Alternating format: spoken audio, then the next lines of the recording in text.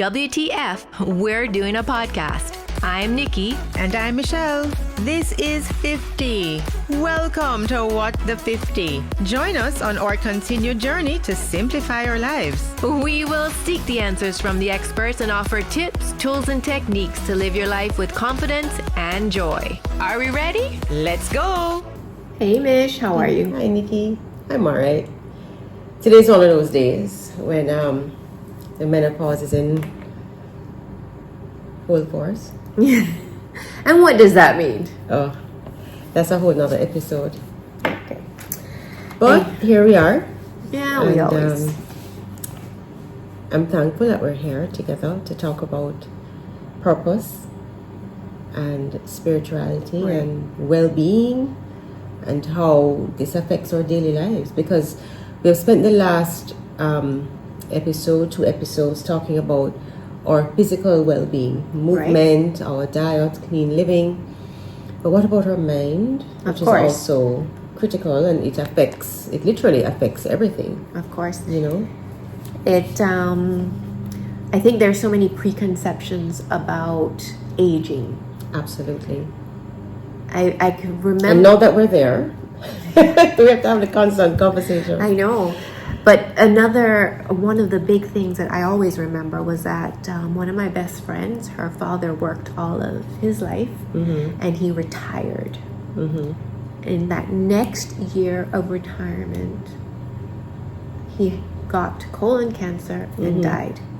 Right. So you and I have both done our research, and we have seen where, for men in particular, after retirement, they develop some sort of illness that usually just gets worse and worse and worse as they get older, because I think a lot of it starts here. And as you talk about retirement, I remember years ago when we had a pharmacy, we had a customer who was one of the managers at a furniture store in Crossroads.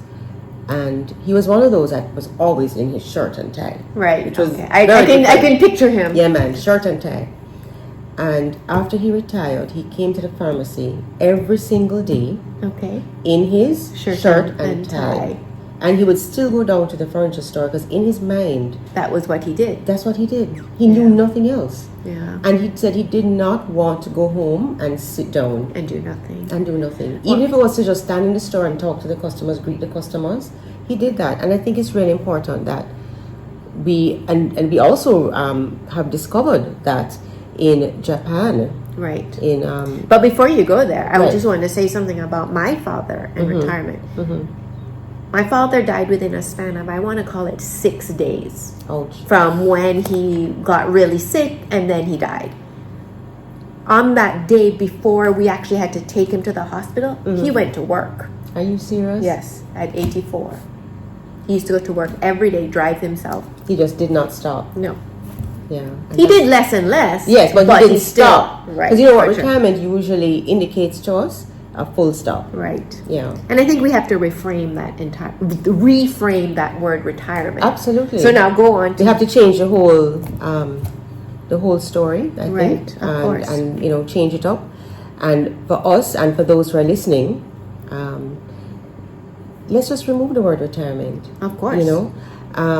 In fact, I was listening to, before I get to Japan, I was listening to a video earlier, and this lady was saying that she got to a point where she didn't feel that she was fulfilling her purpose. So she went and she did another course. And then she did another course. And her children started to say to her, "But Mom, you're just doing these courses." And she says, "Yes, because I'm still searching." And they're like, "But Mom, it's time to retire." She says, "No, it's not. It's not time to stop.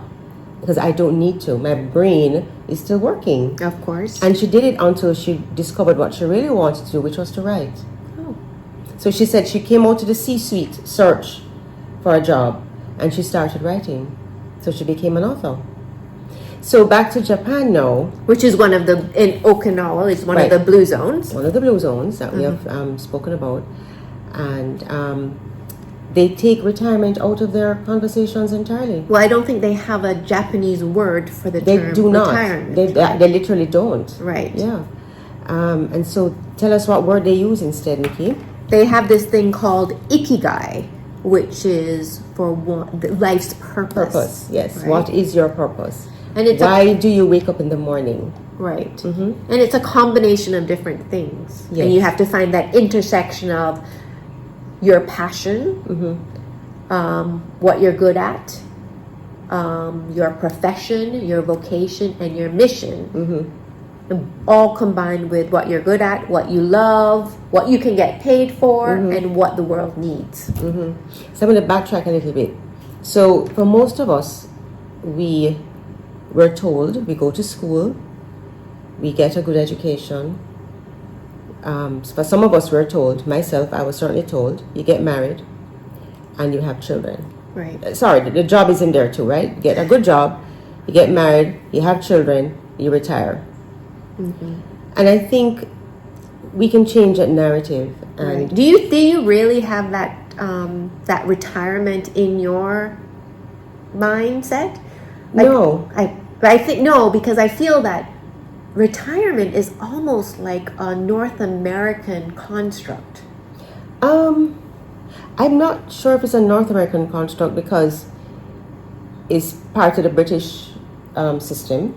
To which retire at a certain age, and we are a part of the British system. Right. So it's part of the narrative for us as Jamaicans, certainly. Right. You get to a certain age, particularly those who work in the government system.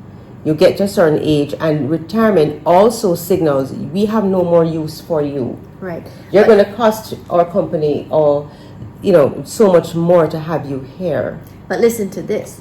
In and you have it as well, our family business DNA, there's no retirement. So to me, that was never something, like I never saw my father retiring. My parents never spoke about retirement. Right. Yeah. So it was never in my mind. So now at my age, all of my friends are retiring. It's like, what? I haven't even started yet. That's the good part. And that's part of our conversation. Yeah. That at our age, at 50, over 50, and we have a good 40 years left. Good 40. A good 40 years. We are now at a point in our lives where we can create we can do our introspection and determine what is our purpose and at this point. What is our Ikigai, right? What is our Ikigai at this point in our lives? Right. Because we can now focus on ourselves, and I think that's just marvelous that we're able to do that. And we have to also recognize that we can change the journey as we go along. So I was, as in teaching for many years, do I want to teach? No. Was I fulfilling my purpose then? Yes. But does it serve me at this point in my life? Absolutely not. And I have But it was regrets. a journey that brought you to this. Absolutely. Right. And I have no regrets at all. Not at all. But I'm now in search of, and full disclosure here, I'm now in search of what is my purpose at this stage in my life. Right. I know the basic is I want to serve others, I want to help others, I want others to have an experience when they're with me, whatever that experience is. How do I do that? How do I deliver that? I'm still trying to figure it out. Right. I'm giving myself some grace in the process. But I think at this time too is that we're now focusing on the things that we really enjoy doing. Yes. And that we're passionate about, that we're not just that we have to do, but that we want to do. And that's the difference. Right. As I was saying before, we were told these are the things you have to do, and you have to do it by this time. Right. But we're at a point where we now can say, this is what I want to do. Right. And it's never too late. Right. So. And I think it's important that we pick up on the skills of the things that we're really good at. And Michelle has a lot of things that she's good at. Boy, can she put together a photo shoot. And and things, I think what happens too is that when we're looking for that thing or our passion, sometimes we don't realize what's right within us, because I can do something that comes so easily Natural, to me. Yes. And you look at it and you'll say, how do you do that? Right. And we don't really realize it because you put together all the sets and whatever, and I'm thinking, oh my God, I feel so overwhelmed by it. But to you, it's just second nature. And those are the things that we don't realize in ourselves. And that's like you with planning a trip. Yeah. That's super easy for you. So here's the thing though, where I struggle, how do I monetize what I'm passionate about or what seems to be natural to me. Right. How do I monetize that? Because as we get older, I mean, we can't fool ourselves. We have to find a way to survive financially, right? Of course. But how do we do Well, we that? should have, by our age, we should be having a pension and all this, right? If you're retired, we'd have a pension. I don't know. But when I was growing up, there's so many things that I did, but I never thought you could be paid for it. Well, the many world things. is so different And the now, world right? is so different now, which is great. Of course. I'm happy when I'm seeing, the younger folks are able to create what they want and be paid for it. That's just absolutely awesome. Well, I think I just wish I understood that concept when I was growing up. yeah. Well, I think it comes back to something I just read, is that of the different hobbies that you should have. Mm-hmm. You should have a hobby that offers you personal growth, Mm-hmm. a hobby that, like a physical fitness hobby, like, And exercise. one that you can make money from. And a hobby that you can make money Yeah, from, yeah. So, but coming back to finding our purpose, I think that we found a little groove here in this little podcast. WTF. Right. Now, And that took a lot of, as we have said several times, a lot of conversations. Of course. What are we doing and how are we going to do it? And then this was birthed out of that. Right. And I'm so happy that it has been. Mm-hmm. But we're constantly looking at what's next. right. We know that this is not the be-all and the end-all, but we are damn sure proud of ourselves for For even sure. taking some action and getting to this point where we're at now, right? Absolutely. So in this way, this is like us fulfilling our purpose in some way. A part of It's it, not yes. the whole purpose. Yes, I but it's feel, a part of it. It's but a part of it for definitely- sure. Yeah. It's definitely doing well. For sure. So another part of the Blue Zones is the spirituality aspect, right? So one of the Blue Zone areas is Loma Linda, California.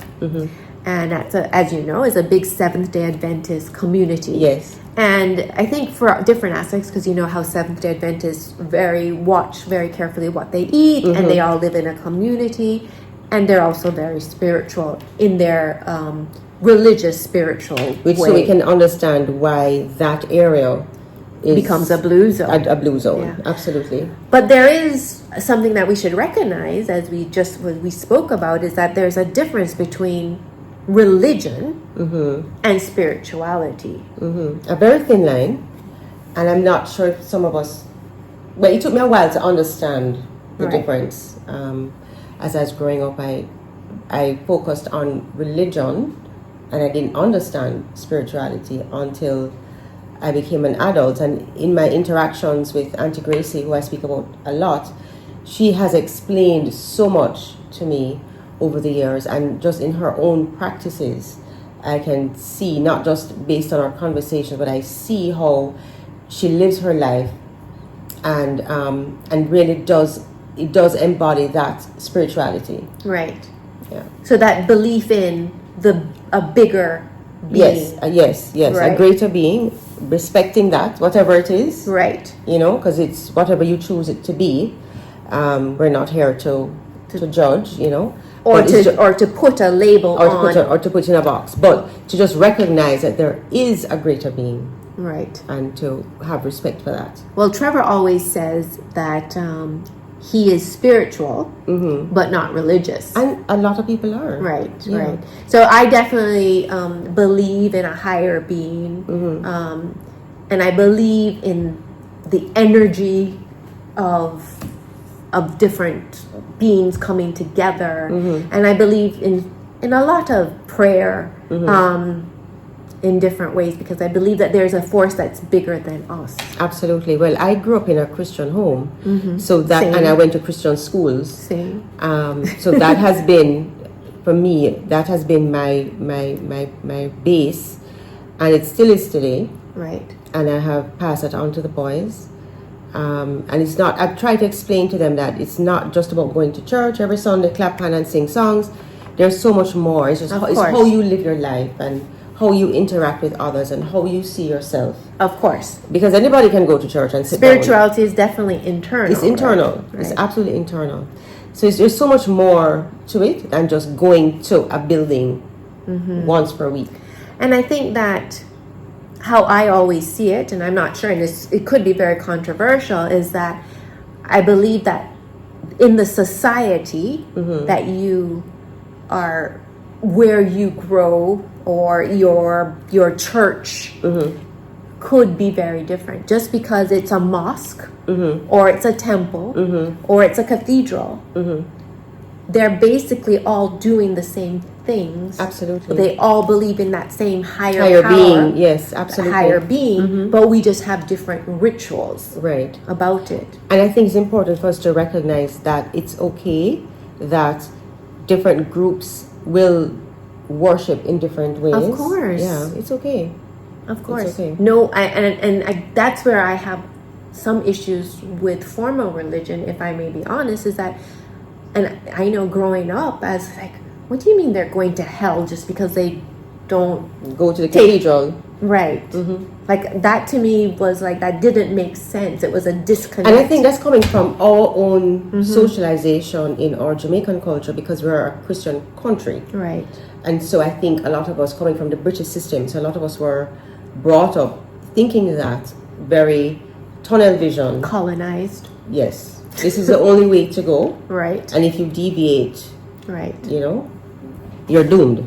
Right. But, we have educated ourselves, we have exposed ourselves, we're opened up to acknowledging that there are different groups of persons who Right. worship differently, and that's their thing. And they're basically, honestly, if you really do look into what the Bible, what the Torah, what the Quran says, There's a common thread. of course, common threads, just different Yes. areas of the world. Just different languages. Right? But But I say think, differently. but one thing I wanted to mention too is that I find that a lot of women our age, they get to a point where they start looking for something more. They realize that there's a bigger entity, bigger than them. And I think that's when you see a lot of different groups forming. Like I don't know if you've noticed that a lot of your friends now have started going back to Bible study or Christian But groups, or taking up tarot cards, or I think something that they're human looking for nature. something, I think yeah. human nature, which is a huge part of the whole concept of the blue zones, is finding that commonality. Right. And I think as humans, we crave that. We want to know that, which is part of the community that we're going to be discussing. The concept of the community we'll discuss in our next episode. We always want to feel Part that, of something, right? We're part of something. The commonality, what makes us similar, because we embrace similarity. Right. We do not embrace differences, right? And so when we are going through our different phases in our journey, we have the school community. Our kids are going to school. We see each other every day. We have conversations about our children or about school. Or if you're at work, so you're talking to persons in your office or in the same, Right. But as we get older and we're losing some of those connections, the community changes. So we're now looking for another community. And I often have said to you, which is actually a little bit funny, my mother had a pharmacy for many years. So that was her community. She had the church community as well. She was very active in church. And she had her walking community. All of that has now changed. Right. Most of them have died. But she has now created her own little new community where she now sits on her patio or she goes to her gate, and her new community are the people that walk past her house. Right. But I think these are conversations for our thing next week. For next week, right? And the community. But it gives so her important. a sense of purpose, though. Right. That's why I'm linking it. Yeah. So it gives her this sense of purpose, because just this morning she was telling us that she's giving them advice. The little man that comes from up the hill, when he comes down, she's giving him advice. So she feels that at 99, she still has purpose. And I think it's really important for us to figure out whatever it is, just to keep ourselves going. Right. I mean, we're not anywhere near that yet. Right. But I'm just saying, at every stage, it is so critical for us to understand what is our purpose. And even if it is, Michelle, and I see how you operate, and I think we are both similar in that way. And I always tell my kids this. like a simple purpose in life is just to leave the space that you're in better for you having been there. Yes, like if absolutely. you enter a room, make sure that you leave it with people smiling because you were there. Yes, right? yes, you made a difference, no matter how small. Yeah, for sure. And I know you definitely do that. And certainly, and I mean, you're saying it to your boys, which I think is great, because they see what you do as well, and I'm sure that's coming from your parents. Yes, no, for that's sure. coming from your parents. That's handed down from your parents, and you're passing it on to your children, and they see what you do. So, funny story today was that I'm sure I've said in this podcast that my father, when he would travel, he is known, and he's done it 2 or 3 times, bring home random strangers that get stuck at the airport or something and brings them home. And my sister Sharon was telling me the story of her son, Alexander, Sonny's dad. You know, he's in Miami with all these delays. And he, anyhow, he said that he had to be walking and ushering this elderly couple from Port Antonio and just being there with them, helping them through the delays and, you know, taking them to the gate and stuff. And I said, oh, guess he's channeling his grandfather. But just to show that that's how that's modeled. But you just mentioned energy as well. And that energy that he's displaying, it will come back at some point. Whether it's to him or to Sonny, it will come back at some point. Oh, I definitely believe in that too. And some of the, well, that's another whole spiritual talk about, you know, breaking in your your ancestral energy. Yes, that's another topic, guys. Yes, that's another one. But anyhow, so Mich, how do we practically integrate this into daily life? What have we been doing? I think for me, when we got quiet, and forgive me, listeners, for referring to COVID. You and COVID. But COVID honestly changed It really lives. did a lot. Yeah, it did a lot for us. When I got quiet during COVID, and I have my book still where I used to write my little notes, and I thought, this is a period in which I have to make a change. Right. And I thought, and how am I going to do it? What am I going to do? And so I chose to look at, to use a concept in teaching called backward design. So I envisioned myself at the end. Okay. And I thought, what do I need to do to get there? And quite honestly, I had never really done that before. I really was just on autopilot from one day to the next. I did this, I Not did that. really living intentionally. Not living intentionally. Right. And I'm not there yet, full disclosure. But certainly I'm more aware. Of course. I'm much more aware of what I want to do. And I'm still trying to figure out how to get there. But at least I'm not on autopilot. Of course. So I've made that step. Yeah, and look, we're doing this, right? So that's a big step. This was I was going to say, this was a huge step for us. And I'm super proud, as you said before, that we've reached here. And how many episodes? Ooh, so many. I think this is 88. So many. I know. But yeah, I think that you mentioned it, that we have different purposes for different parts of our life. Yes. Right? And that's important for everybody to understand, because for a long time I went through like, what's my purpose? Like, why am I doing this? And you know, I have come to a realization, okay, I was here at this time in my life because of this. And I have come to a realization too that I just have to trust for everything to unfold as it should. As much as I want to be able to control it, I can't. I just have to trust. And that's important that you said that, because a lot of things we just can't control. Right. However, but we really just can't sit around and wait for it to happen. We have to take action. We have to take action, and we have to be intentional about it.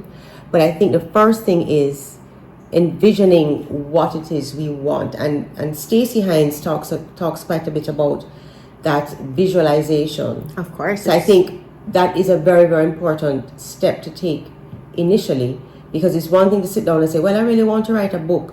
But when I sit down and I envision my book, envision myself at that book launch with Niki at the front cheering me on. I hope my outfit's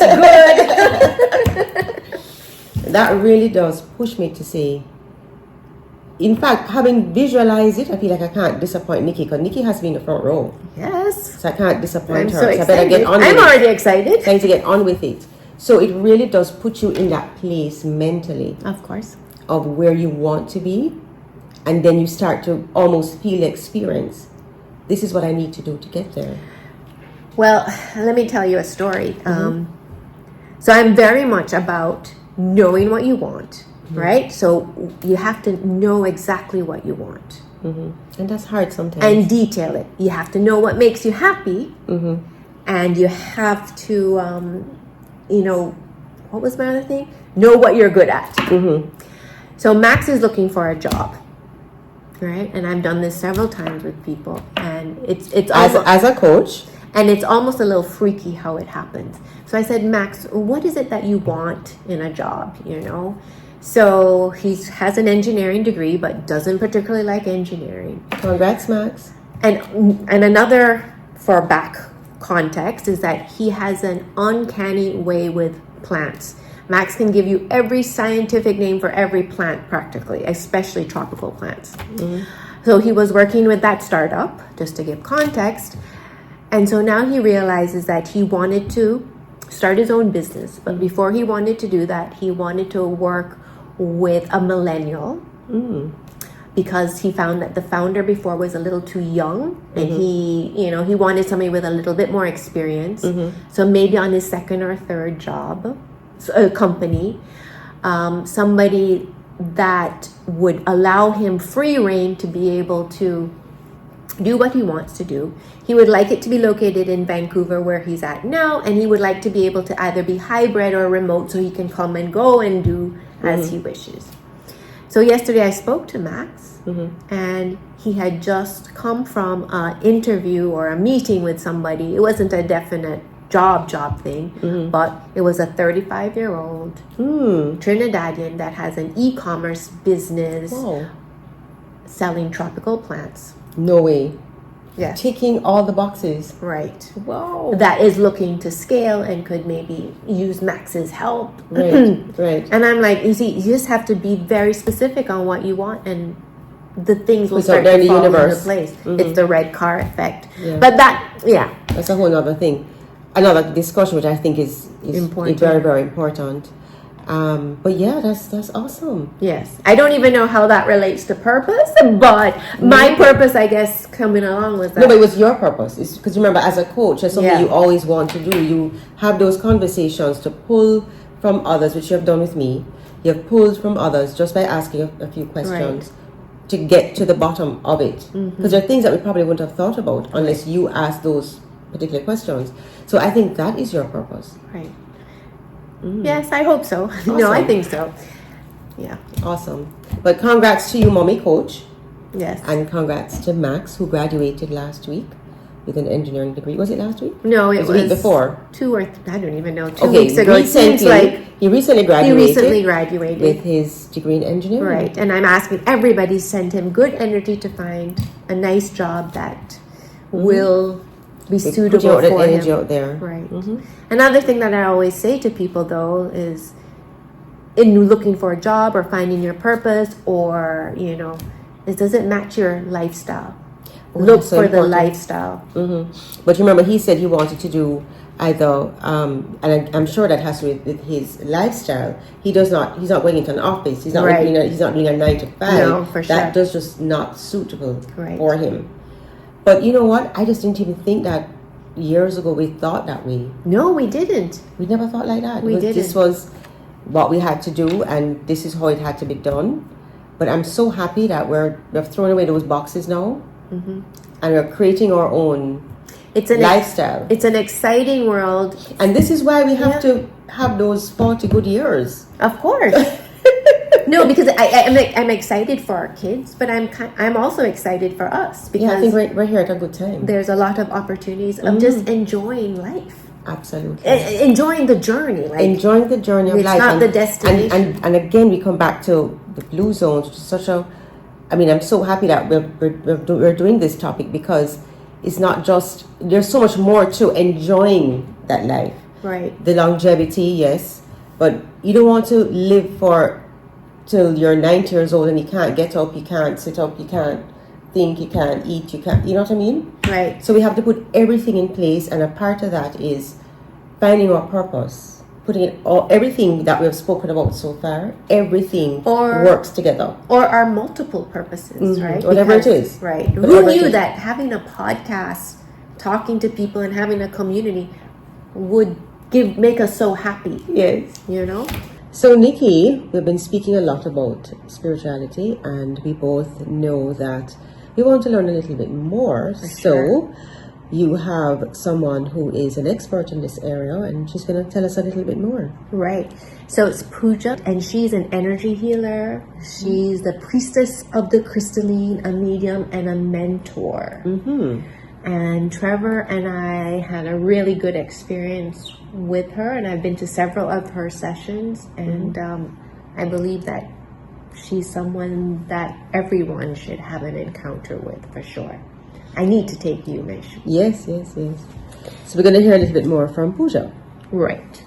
Hi, I am Pooja Parucha, and I'm an energy healer by profession, and have dedicated my life to helping others experience and lead an expanded and magical life. I am certified in chakra balancing, crystal healing, Reiki master, magnified healing, quantum touch, Kundalini activation, spinal energetics. I'm also a sound healer, and I'm a pioneer in Crystalline DNA Upgrade. My work helps me to remove energetic imbalances, trauma, and blockages in one's energy field, so that those blockages can manifest as a physical, emotional, or spiritual ailment. So through my various healing modalities, I'm able to hold a nurturing and safe space for many people, so that there is complete restoration and balance within one's energetic field. Okay, so what are my thoughts on spirituality and religion? So for me, religion is more of an organized activity and practice, which involves activities like worship, prayers, chants, fasting, reading holy books. In religion, a person who's of a certain religion, they may not miss prayers at a church or a mosque or a temple. Whereas in spirituality, it's more of an experience. It is an inner connectedness with the force that is much greater than the ordinary. So here in spirituality, we connect with a higher being, and that could be a spirit, God, other dimensions, or even nature. As a child, I could always I could see spirits, I could communicate with them. I was very visual, and I think it comes from my mom's side of the family. We've always been very in tune with nature, with spirit, with energy. But in 2009, when I was living in Fiji, I felt very, very sick. I got paralyzed, and I was stuck in Fiji for a few months with my two kids who were very small at that time. My husband was away touring, and the doctors there couldn't understand what's going on. So I was going through a very challenging time in my life, and I think I manifested that sickness in my body. I got paralyzed. The long and short of it, I had to go back to India, and that's when I started my healing journey, along with obviously getting a diagnosis of what's wrong with me. I started seeing healers, and